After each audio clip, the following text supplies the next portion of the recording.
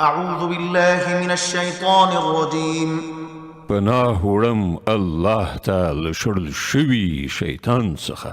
بسم الله الرحمن الرحيم د الله په نوم چې ډېر زیات مهربان پوره رحم لرونکی دی.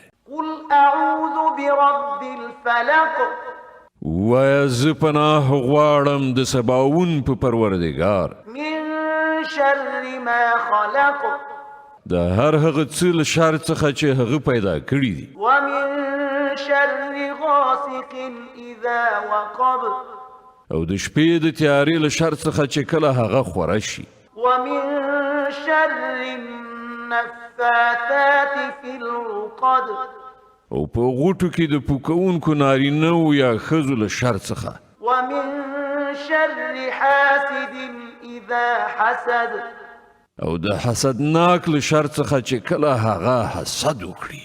صدق الله العظيم. الله ستر رښتیا ویونکی دی.